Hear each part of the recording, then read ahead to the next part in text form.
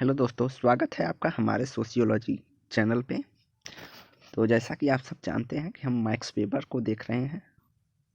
तो आज हम मैक्स वेबर की नौकरशाही की अवधारणा और उससे संबंधित तथ्यों के बारे में जानेंगे। तो मैक्स नौकरशाही की अवधारणा के बारे में मैक्स वेबर द्वारा प्रस्तुत नौकरशाही की अवधारणा वस्तुतः एक आदर्श प्रारूप है जो विशेषकर आधुनिक सामाजिक व्यवस्था में शासन प्रशासन के संचालन की संस्थागत और तर्क विधिक कार्यप्रणाली के विश्लेषण के समाज शास्त्रीय संदर्भ में प्रस्तुत करती हैं। तो मैक्स वेबर की जो नौकरशाही प्रणाली है वह आधुनिक समाज में जो विशेषकर शासन प्रशासन के संचालन में पाई जाने वाली व्यवस्था, जो कि जैसे कि हमारे यहाँ अधिकारी जो होते हैं नीचे से लेकर ऊपर तक के, उनको हम नौकरशाह के रूप में जानते हैं। तो उसकी व्याख्या के रूप में देखा जा सकता है। तो वेबर के पूंजीवादी सामाजिक व्यवस्था का विश्लेषण मार्क्स ने जहां संपत्ति उत्पादन की पद्धति एवं उत्पादन के संबंध के आधार पर करते हुए कहा है कि नौकरशाही जो वस्तुतः राज्य का एक प्रशासकीय उपकरण है, पूंजीवादी सामाजिक व्यवस्था में राज्य और पूंजीपतियों के वर्गीय हितों का संरक्षण एवं संवर्धन करती है। इस क्रम में राज्य और पूंजीपतियों का द्वारा श्रमिकों का शोषण करने में सहायता प्रदान करती है। तो वेबर ने पूंजीवादी सामाजिक व्यवस्था का विश्लेषण करते हुए कहा है कि मार्क्स ने जो अपने उत्पादन की प्रणाली संपत्ति के बारे में बताया है, उसमें नौकरशाह पूंजीवादियों का पक्ष लेते हैं और श्रमिकों के शोषण में उन्हें सहायता प्रदान करते हैं। मार्क्स के अनुसार नौकरशाही पूंजीवादी समाज की एक अस्थायी व्यवस्था है जो साम्यवादी व्यवस्था का स्वयं में समाप्त हो जाती है। तो मार्क्स कहते हैं कि नौकरशाही पूंजीवाद की एक अस्थायी व्यवस्था है जो कि साम्यवाद आने पर स्वयं अपने आप ही समाप्त हो जाएगी। नौकरशाही के बारे में मार्क्स के विचारों से असहमति व्यक्त करते हुए मैक्स वेबर ने कहा है, नौकरशाही को आधुनिक औद्योगिक समाज की एक अनिवार्य विशेषता माना है। जहां मार्क्स कहते हैं कि नौकरशाही पूंजीवादी समाज की केवल अस्थायी व्यवस्था है, वहीं उनसे असहमति प्रकट करते हुए वेबर कहते हैं कि नौकरशाही आधुनिक समाज की एक जरूरी और आवश्यक विशेषता है। वेबर के अनुसार नौकरशाही तार्किक विधिक प्रणाली में लक्ष्योन्मुख तार्किक क्रियाओं के माध्यम से निर्धारित संस्थागत लक्ष्यों की प्राप्ति का एक व्यवस्था है। तो वेबर कहते हैं कि निर्धारित लक्ष्य के एक संस्थागत साधन के द्वारा तार्किक विधि के द्वारा नौकरशाही एक लक्ष्य की प्राप्ति की एक व्यवस्था है जो कि तार्किक रूप से लक्ष्यों को प्राप्त करने का प्रयास करता है। नौकरशाही एक सोपानिक व्यवस्था है जिसके संगठनों में अपेक्षाकृत बृहद स्तर पर प्रशासनिक कार्यों के संचालन हेतु कर्मचारी के पूर्व निर्धारित व निश्चित कार्यों और उत्तरदायित्वों का तार्किक समन्वय करना होता है। इसमें कार्यालयों में कार्य संचालन हेतु अधिकारियों एवं अधीनस्थों की एक श्रेणीबद्ध व्यवस्था होती है। इसमें सेवाएं प्रदान करने के लिए कर्मचारियों के कार्यालयीय अधिकार एवं कर्तव्य व्यवस्था, नियम कानून एवं आचार संहिता आदि द्वारा निरूपित होते हैं। तो वेबर कहते हैं कि नौकरशाही एक ऐसी संस्था है जिसमें प्रशासनिक कार्य होती है, जिसमें अधीनस्थ एवं अधिकारी पाए जाते हैं और जिनके निर्धारित कार्य होते हैं और वे कुछ नियम और आचार संहिता द्वारा आधार नियम को बनाया जाता है जिसका पालन उन कर्मचारियों एवं अधीनस्थों को करना पड़ता है और उसी के अनुसार उन्हें कार्य करना पड़ता है। नौकरशाही की विशेषताएं। तो वेबर ने इस अवधारणा को आदर्श प्रारूप में प्रस्तुत किया है, अर्थात वेबर नौकरशाही की व्यवस्था को प्रस्तुत करते समय आदर्श प्रारूप को प्रयोग किया था। सामाजिक व्यवस्था के अंतर्गत प्रशासनिक कार्यों के सतत संचालन के उद्देश्य से निर्मित कार्य प्रणालियों की एक गतिशील व्यवस्था कहा है। उन्होंने नौकरशाही को एक गतिशील व्यवस्था कहा है। इसमें नियमों की एक सुनिश्चित व्यवस्था कार्य करती है जिसमें अधिकारी और कर्मचारी अपनी भूमिकाओं का निर्वहन करते हैं। तो इसमें एक निश्चित नियम होते हैं जिसके अनुसार ही अधिकारी एवं कर्मचारी काम करते हैं। अपना कार्यों एवं निर्णयों का निष्पादन प्रायः लिखित रूप में प्रपत्रों की सहायता से किया जाता है। इसमें गोपनीयता भी पाई जाती है। अगला, नौकरशाही प्रणाली पद योग्यता, अनुभव एवं कार्य के वेतन एवं अन्य लाभों के सिद्धांत पर आधारित होती है। अर्थात नौकरशाही वाले पदों पे वही पहुंचता है जिसके अंतर्गत उसे पाने के योग्यता होती है। व्यक्ति अपना योग्यता के अनुसार कार्य करता है और उसी अनुसार उसे वेतन और अन्य लाभ दिए जाते हैं। व्यक्ति जीवन एवं कार्यालय व्यक्तिगत जीवन एवं कार्यालय में उनके क्रियाकलापों में किसी प्रकार की संबद्धता स्थापित करने से बचकर भूमिकाओं का निष्पक्षता एवं ईमानदारी से करना होता है। तो वेबर कहते हैं कि नौकरशाही में व्यक्तिगत जीवन और कार्यालयी जीवन को अलग अलग करके अपने दायित्वों का निर्वहन करना होता है। तो नौकरशाही के प्रकार एवं दुष्प्रकार के बारे में वेबर क्या बताते हैं? तो नौकरशाही के प्रकार, यह एक प्रशासनिक संस्थाओं के कार्यों के संस्थागत निष्पादन में योगदान करती है तथा आधुनिक लोकतांत्रिक एवं सामाजिक व्यवस्थाओं को परस्पर जोड़ती है। दूसरा, नौकरशाही में अधिकारियों एवं अधीनस्थ कर्मचारियों की व्यवस्था के रूप में दक्षता एवं कुशलता पर आधारित श्रम विभाजन की एक संतुलन प्रणाली विद्यमान एवं सक्रिय रहती है। तीसरा, नियमों, कानूनों और वैधानिक व्यवस्था पर आधारित होने के कारण सामाजिक एवं प्रशासनिक व्यवस्थाओं में विधि सम्मत वातावरण निर्मित करती है जिसमें व्यक्ति विद्यमान नियमों एवं कानूनों के अनुपालन हेतु प्रेरित एवं बाध्य होते हैं। अगला है, नौकरशाही राजकीय प्रणाली में प्रशासनिक एवं राजनीतिक व्यवस्थाओं को परस्पर पृथक बनाए रखती है। अर्थात नौकरशाही के माध्यम से प्रशासनिक और राजनीतिक कार्य व्यवस्थाएं अलग अलग बनी रहती हैं। राजनीतिक अपना नेता लोग काम संभालते हैं जबकि नौकरशाही के अंतर्गत प्रशासनिक व्यवस्था संभाली जाती है। समाज में लोकतांत्रिक मूल्यों और व्यवस्था को सशक्त करने की दिशा में अपना योगदान नौकरशाही व्यवस्था देती है। और इसके कुछ दुष्प्रकार हैं, इस प्रकार हैं। तो नौकरशाही नियमों एवं कानूनों की पूर्व निर्धारित व्यवस्था पर आधारित होने के कारण नौकरशाही में त्वरित एवं सहज नवाचारों की संभावना छिड़ रहती है। इसके परिणाम स्वरूप इसमें सृजन एवं प्रतिभाओं के संदर्भ में जड़ता स्थित घर कर देती है। तो नौकरशाही व्यवस्था में पहले से ही आधारित नियमों पर कार्य होते हैं इसलिए उसमें नवाचारों की संभावना बहुत कम होती है। इसका परिणाम यह होता है कि सृजन एवं प्रतिभाओं का संदर्भ जड़ता की स्थिति घर कर लेती है। दूसरा है, अपने विशिष्ट वातावरण में क्रियाशील नौकरशाही सामाजिक एवं परंपरागत मूल्यों से कटी रहती है। इसके परिणाम स्वरूप इसमें कार्य करने वाले अनेक व्यक्तियों की मनोदशा भी यांत्रिक रूप से कार्य करते करते यंत्रवत बन जाती है, क्रमशः सामाजिकता और जीवन की सामान्य मूल्य प्रक्रिया से कटता रहता है। अर्थात नौकरशाही के अंतर्गत जो अधिकारी पाए जाते हैं वह सामाजिक एवं परंपरा मूल्यों से कटे रहते हैं, समाज में सामाजिक घुल मिल नहीं सकते, जिसके कारण वह केवल कार्य यंत्र की तरह, एक मशीन की तरह कार्य करने लगते हैं और यंत्रवत बन जाते हैं, जिनका सामाजिकता और जीवन के सामान्य मूल्यों में से अलगाव हो जाता है। अगला है, परंपरागत एवं अपेक्षाकृत जड़ प्रकृति के नियमों कानूनों पर आधारित होने के कारण सामाजिक एवं प्रशासनिक व्यवस्था के समक्ष किसी आकस्मिक संकट के उत्पन्न हो जाने की स्थिति में उनसे बचाव कर पाने में यह प्रायः असफल एवं अनुपयोगी सिद्ध होती है। अगला है, अपने मानकों एवं आदर्श प्रारूप में अलग तथा विचलित होने की स्थिति में नौकरशाही प्रभावशाली व्यक्तियों, समूहों अथवा संगठनों की स्वार्थ पूर्ति की दिशा में कार्य करने लगती है तथा आम समाज के संदर्भ में अन्यायपूर्ण एवं शोषक प्रकृति की हो जाती है। जैसा कि अभी के संदर्भ में देखा जा सकता है कि भ्रष्टाचार चरम पे है, कि आम जनता के को कार्य कराने के लिए पैसे देना पड़ता है, जबकि प्रभावशाली व्यक्तियों अर्थात नेताओं और अमीर व्यक्तियों के लिए यह सामान्य हो जाती है कि उनके स्वार्थ के रूप में नौकरशाह लोग कार्य करते हैं। तो और इसकी आलोचना के कुछ प्रमुख तथ्य, वेबर ने नौकरशाही को आधुनिक सामाजिक व्यवस्था में संस्थागत लक्ष्यों के प्राप्ति हेतु एक उपयोगी साधन के रूप में विश्लेषित किया है, परंतु प्रत्येक सामाजिक व्यवस्था एवं परिस्थिति के संदर्भ में यह विश्लेषण सही नहीं है।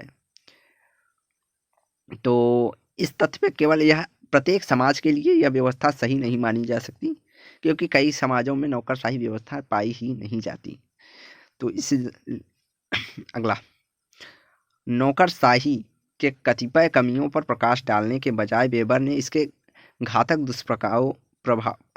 दुष्प्रकारियों की चर्चा नहीं की है। अर्थात केवल सकारात्मक पक्षों की बात वेबर करते हैं, नकारात्मक पक्षों की बात नहीं करते हैं।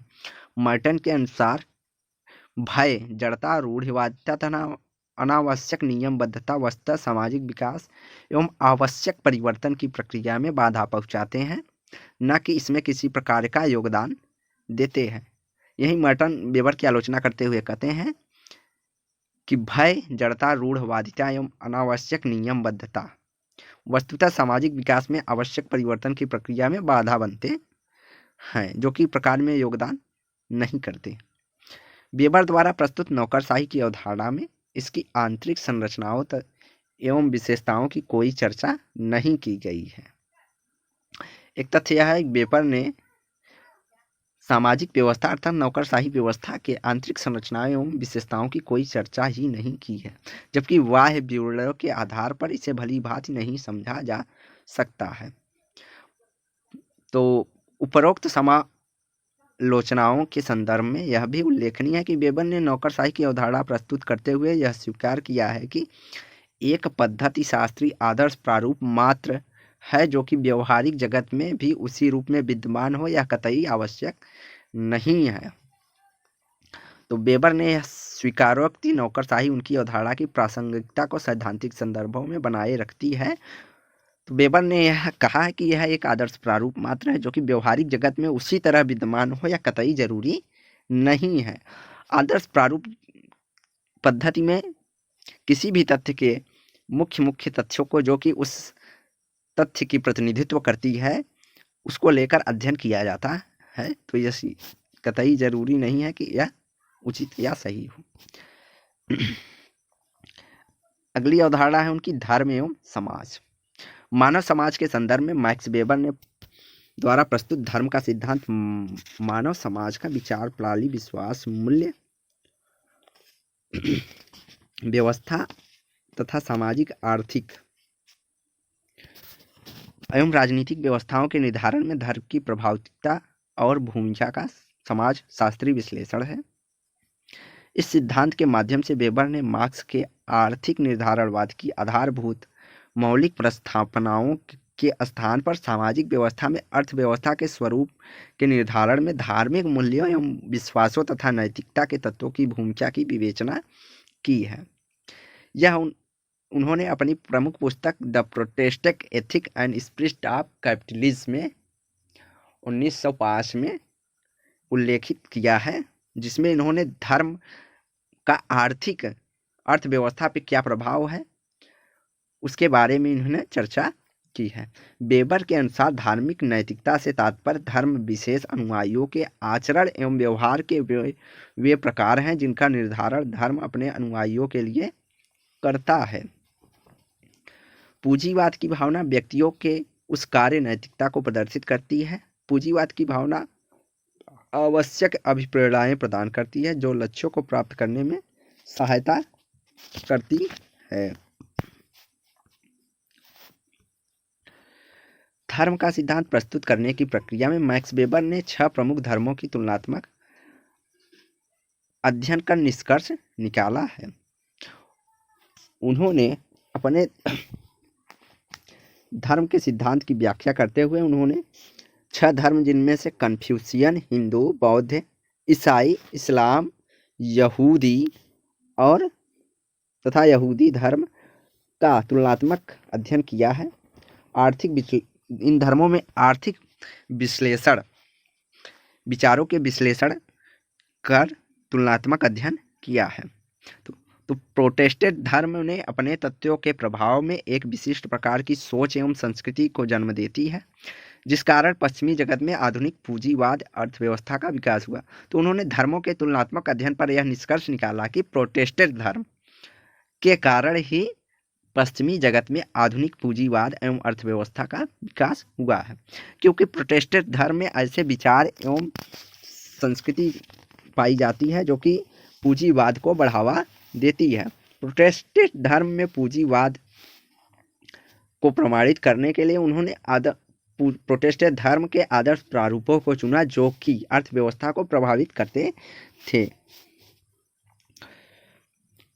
अपने इस निष्कर्ष की पुष्टि के क्रम में उन्होंने ईसाई धर्म में महत्वपूर्ण संप्रदाय आधुनिक प्रोटेस्टेंट में अनुयायियों द्वारा उसका अनुसरण का उद्धरण किया है।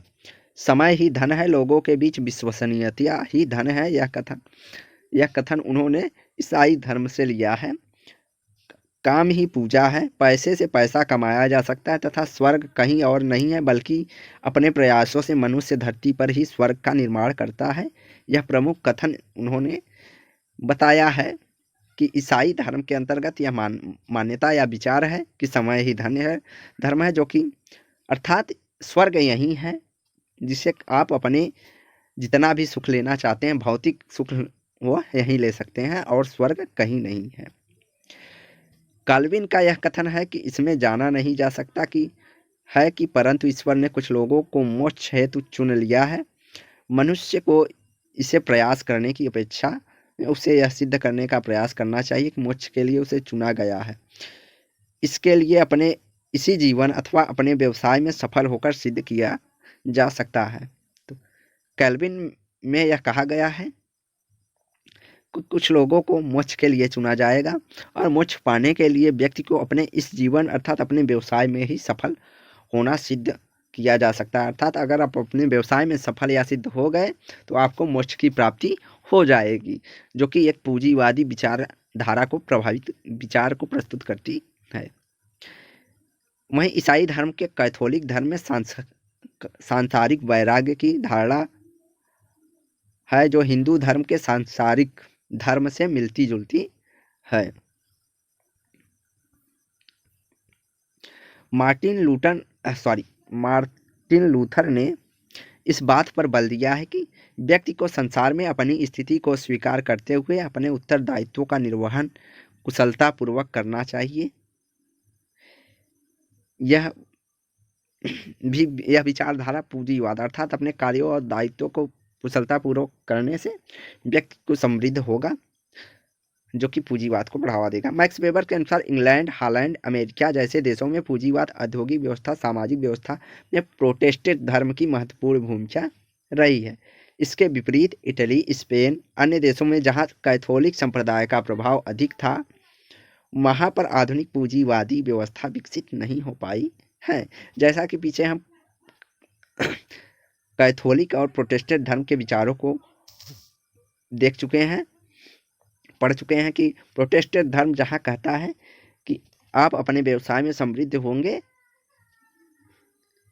तो ही अर्थात स्वर्ग यही है, अपने व्यवसाय में समृद्ध होकर ही मोक्ष प्राप्त कर सकते हैं, अर्थात मोक्ष यही है अगर आप अपने व्यवसाय में समृद्ध होते हैं। प्रोटेस्ट या में है जो कि पूंजीवाद को बढ़ावा देता है, जबकि कैथोलिक धर्म का मान्यता सांसारिक वैराग्य अर्थात संसार में कुछ नहीं है। वैराग्य अर्थात जैसे कि संन्यास लेना हिंदू धर्म में पाया जाता है, वैसे कैथोलिक धर्म में सांसारिक वैराग्य अर्थात सांसारिक जीवन भौतिकता में कुछ नहीं है, ऐसे विचारों को पाया जाता है, जिस कारण इटली, स्पेन आदि जगह आधुनिक पूंजीवादी व्यवस्था विकसित नहीं हो पाई। जहां पर प्रोटेस्टेंट धर्म की मान्यताएं एवं विश्वास प्रणालियां भी पूंजीवादी व्यवस्था का उदय हुआ था। जहां प्रोटेस्टेंट धर्म थी वहां पूंजीवादी व्यवस्था का उदय हुआ, और जहां नहीं थी वहां पूंजीवादी अर्थव्यवस्था का विकास की संभावना प्रायः नहीं के बराबर है, यह वेबर मानते हैं। उन्होंने भारत, चीन, श्रीलंका आदि देशों में धर्म की शिक्षाओं में धन एवं संपत्ति के संचय की प्रवृत्ति को दूर रहने की शिक्षा दी गई है। अर्थात भारत, चीन और श्रीलंका आदि में धर्म में ऐसे विचार पाए जाते हैं जिनमें धर्म एवं संपत्ति के संचय की प्रवृत्ति को दूर रहने की शिक्षा दी गई है। पारलौकिकता, जगत, स्वर्ग से संबंधित शिक्षाओं का प्रचार प्रसार है, जिसके कारण व्यक्ति पूंजी का संचय नहीं करता, भौतिक इच्छाओं को नियंत्रित करता है और इंद्रिय सुखों को संयमित रखने के दबाव मूलक शिक्षा प्रदान की जाती है, जिस कारण भारत, चीन, श्रीलंका जैसे देशों में पूंजीवाद का विकास नहीं हुआ है। आलोचना। मैक्स वेबर ने आधुनिक सामाजिक व्यवस्था तो मैक्स वेबर के धर्म के सिद्धांत की आलोचना के बारे में थोड़ा देखते हैं। मैक्स वेबर ने आधुनिक सामाजिक व्यवस्था में धर्म से संबंधित अपने विश्लेषण में ऐतिहासिक एवं यथार्थवादी का वस्तुनिष्ठ प्रयोग नहीं करके प्रोटेस्टेंट धर्म के कतिपय तत्वों की तुलना कुछ अन्य धर्मों से की है। वेबर ने हिंदू धर्म के पारलौकिक का उल्लेख किया है, परंतु कर्म के सिद्धांत की उपेक्षा की है, जबकि हिंदू धर्म में कर्म की सिद्धांत की बहुत ज़्यादा विचारधारा पाया जाता है कि कर्म से ही व्यक्ति को मोक्ष प्राप्त होगा। इसकी अवहेलना वेबर ने किया है। वेबर का यह सिद्धांत ईसाई धर्म के प्रोटेस्टेंट संप्रदाय के प्रति पूर्वाग्रह पर आधारित है। यह समालोचनों का मानना है कि वेबर का सिद्धांत वेबर के प्रोटेस्टेंट धर्म के अर्थात पूर्वाग्रह अपने से विचारधारा बना लेने के कारण उन्होंने ऐसी व्याख्या की है। अगला है, वेबर ने संसाधनों एवं उनकी इच्छा शक्ति पर आवश्यक बल दिया है। उन्होंने यह स्पष्ट नहीं किया कि आर्थिक सफलता और पूंजीवाद के विकास का एकमात्र आधार प्रोटेस्टेंट धर्म के कतिपय तत्व हैं। तो जहां जापान एवं यहूदी आदि धर्मों के अनुयायियों के आर्थिक विकास के पीछे कौन से कारक हैं? तो इस तथ्यों पर भी वेबर की आलोचना की गई है कि जापान और चीन जैसे देशों में जहाँ की आर्थिक विकास के पीछे कौन-सी व्याख्या हुई है, कारण हुआ है या कारक की चर्चा वेबर नहीं किया है। वेबर ने केवल प्रोटेस्टेंट धर्म जहाँ-जहाँ था वहाँ-वहाँ पूंजीवाद है इसकी व्याख्या की है, परंतु अन्य जगहों पर जहाँ पर आर्थिक विकास की व्याख्या उन्होंने धर्म के आधार पर नहीं किया है। वेबर के धर्म का सिद्धांत आर्थिक, राजनीतिक एवं अन्य महत्वपूर्ण प्रक्रियाओं यथा उपनिवेशवाद, पुनर्जागरण, प्रत्यक्षवाद एवं वैज्ञानिक विकास, औद्योगिक क्रांति, तकनीकी विकास, उद्यमशीलता इत्यादि की उपेक्षा करता है। वेबर द्वारा प्रस्तुत धर्म का सिद्धांत समाजशास्त्र के पद्धति शास्त्र में वस्तुतः एक आदर्श प्रारूप के रूप में प्रस्तुत किया है। वेबर ने धर्म के सिद्धांत पर आर्थिक, राजनीतिक एवं अन्य महत्वपूर्ण प्रक्रियाओं तथा उपनिवेशवाद, पुनर्जागरण, प्रत्यक्षवाद, विकासवाद, औद्योगिक क्रांति, तकनीकी विकास, उद्यमशीलता आदि तथ्यों की उपेक्षा करके सिर्फ धर्म के विचारों पर अत्यधिक बल दिया है। वेबर द्वारा प्रस्तुत धर्म का सिद्धांत समाजशास्त्र के पद्धति शास्त्र में प्रस्तुत वस्तुतः एक आदर्श प्रारूप के रूप में प्रस्तुत किया गया है। वेबर ने यह स्वीकार किया कि आधुनिक समाज में पूंजीवाद के विकास के कई कारण हो सकते हैं। वेबर प्रोटेस्टेंट धर्म को अपने अध्ययन का विषय बनाकर धर्म और पूंजीवाद जैसी आर्थिक व्यवस्थाओं को सकारात्मक संबंध की खोज करते हैं, जबकि नकारात्मक संबंधों की कोई चर्चा वेबर ने नहीं की है। इस सिद्धांत के माध्यम से वेबर ने सकारात्मक सामाजिक परिवर्तनों में धर्म की भूमिका को चिन्हित किया है। इससे पूर्व सामाजिक विज्ञानों में प्रचलित मान्यताएं धर्म को सामाजिक विकास एवं परिवर्तन का विरोधी मानती थी। इससे पहले धर्म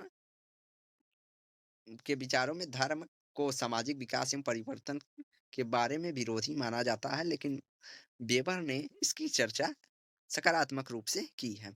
मैक्स वेबर द्वारा प्रस्तुत धर्म का सिद्धांत धर्म के समाजशास्त्र के क्षेत्र में भी एक उल्लेखनीय योगदान के रूप में देखा जा सकता है। तो आज की वीडियो यहीं समाप्त करते हैं। वेबर के अन्य अवधारणाओं को हम कल देखेंगे। वीडियो को लाइक एंड शेयर करें, चैनल को सब्सक्राइब करें। धन्यवाद।